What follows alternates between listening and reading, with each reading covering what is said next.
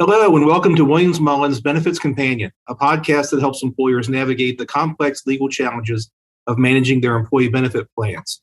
I'm your host, Brydon DeWitt, and today I'll be joined by special guest Beryl Ball, Principal Financial Advisor at CAPTRUST.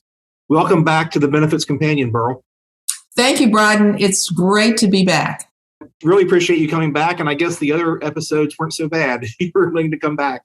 We really appreciate you taking time to be on the Benefits Companion. As we're recording this on March 4th, 2022, it really feels like we're starting to emerge from the pandemic. And I know we've said that before. I remember saying it in the summer of 2021 that we thought we were emerging, but it's starting to feel like we're really kind of breaking free from the pandemic. But while maybe mask mandates are starting to go away, the challenges that employers face in attracting and retaining employees certainly is not going away. And we see this impact of this tight labor market and what people are calling the Great Resignation enduring. And so, Beryl, I was hoping you could provide some guidance on what you're seeing employers doing as they strive to compete for talent in this new environment. I mean, what are you seeing that's working to offset the impact of the Great Resignation? Thank you, Brydon. I would agree with you. Much has changed for employers, both for-profit and nonprofit, in the last couple of years. And that's probably an understatement.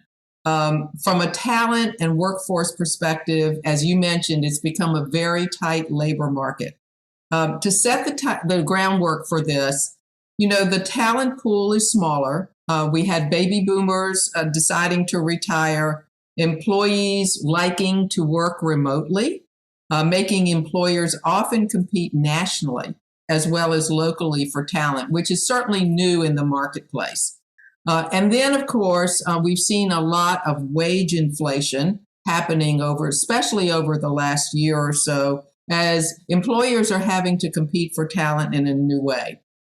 And what's happened on the employee side? So that's what's impacting employers. What's happening with the employees? Well, what we've learned is that employees really care maybe a little more than they used to about being happy in their job. And if they're not happy, they're more than willing to move elsewhere, look at their mental health, look at their happiness, and maybe make that a higher priority than their paycheck, in fact, in many cases. So what we're seeing is employers looking at their overall benefits package, including retirement plans. Taken all together, as you mentioned, we've called this the Great Resignation. I really like the shorter words, which are called the Big Quit. So that is the groundwork of what we're looking at. So what are employers trying to do to offset all of the issues I just talked about? Well, I recently saw an article in Harvard Business Review that said this phenomenon was much higher in employees who are in the mid-level of their career. And what that usually means from an age standpoint is somewhere between ages 30 and 45. Now, that's a really important part of everyone's workforce. So we're trying to appeal to that group, baby boomers retiring early, millennials coming in with different kinds of thoughts and ideas. And so what we're trying to talk about now is what can we do to stem the tide? The first thing we're seeing, I think there are really four things I wanted to talk about. And the first of those is surveying and interviewing. Many employers do this on a regular basis. And what they're starting to see is some new trends in what they are seeing coming through in some of their surveys. Usually you would expect to see pay and maybe vacation or time off from work in the top two spots. We're starting to see recent surveys saying that things like remote work flexibility, flexible hours, and interestingly, and this is probably a very new phenomenon, a recent survey that we saw of the workplace, 91% of the respondents indicated that a retirement plan with a company match is in their top three as the most important benefit that they are using. And that's really interesting because historically employers have struggled trying to get employees to pay attention to retirement. and to participate in the 401k plan and make contributions and take advantage of the match. And I wonder if, with the Great Resignation and people kind of rethinking what's important, I think it's consistent with the desire for flexible work, for people re-examining their lives and trying to find that what you said is happiness. Maybe that makes them think more about retirement. That's a reason that retirement is rising to the top, because they're looking for that overall quality of life and thinking about, when can I retire, and not even have to, I guess, work remotely from my computer.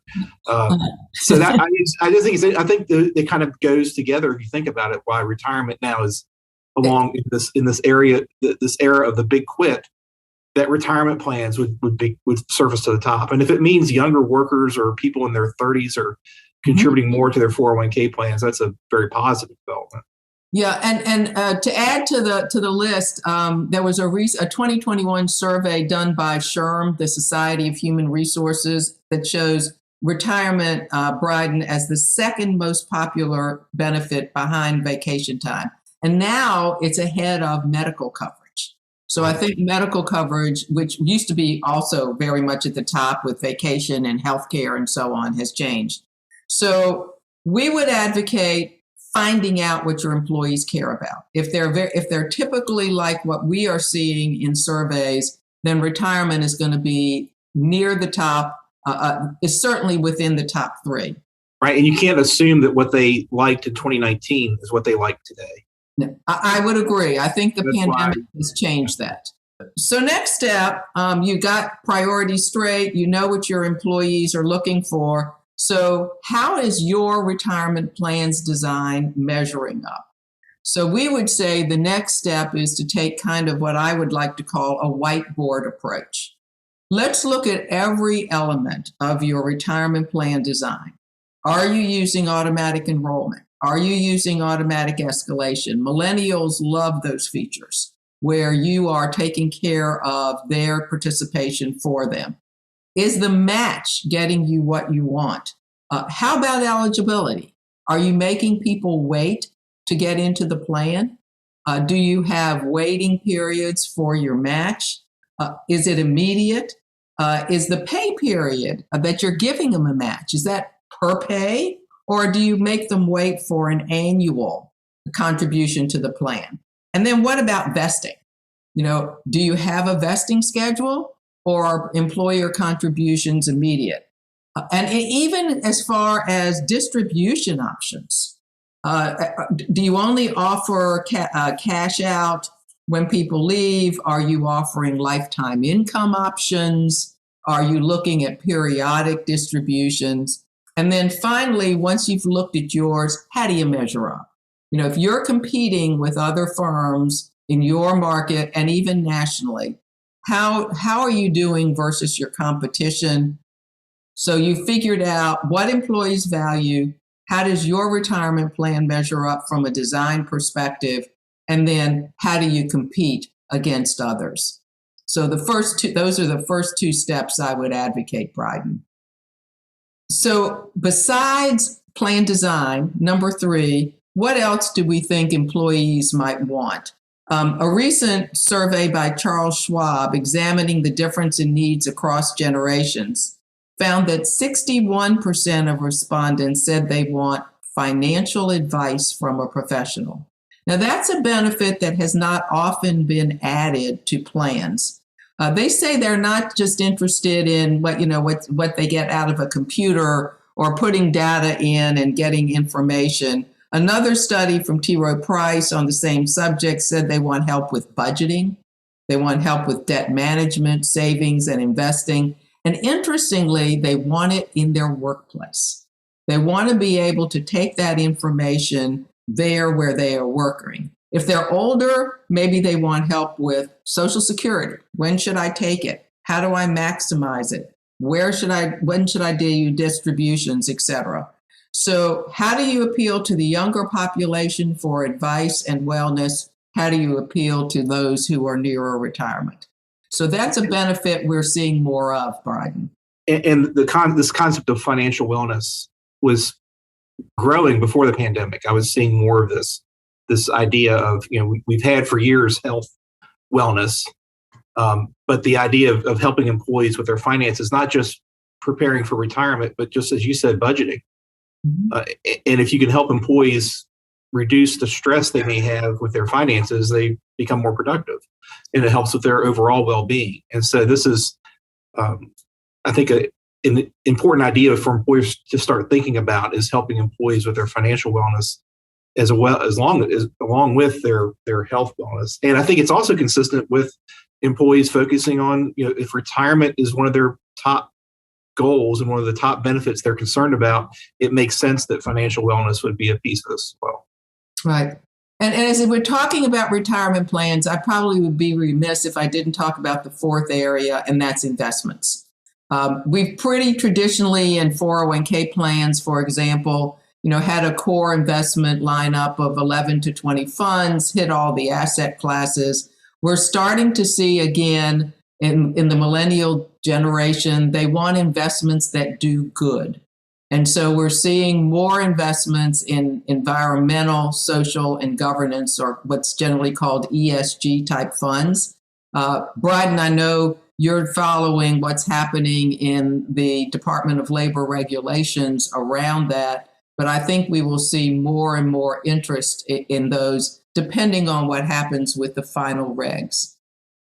Right. And that's gone back and forth between different administrations.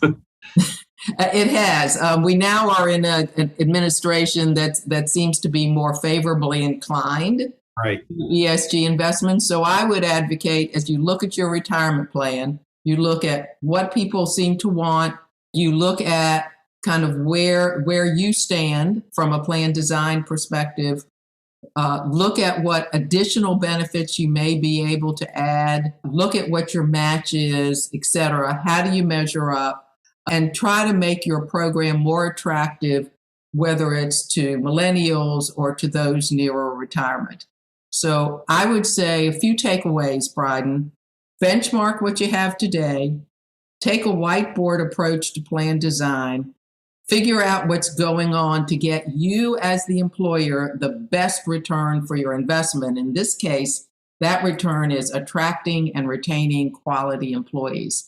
And then finally, are you paying the right amount? Because you don't want to overpay. You want to make sure that you're benchmarking your costs on a regular basis, both from a fiduciary perspective, but also to make sure you're getting everything you need. Look at all of the available options that you have for advice, as well as investments. Thank you so much. Great advice as always. And thank you for coming back. That'll wrap up our discussion on practical solutions to combat the Great Resignation, or as Beryl likes to call it, the Big Quit. If you have any questions or suggestions for future episodes, please contact me. You can also visit our employee benefits page at williamsmullen.com/employee benefits. There you can find out more about our team, as well as past episodes of this podcast and legal alerts.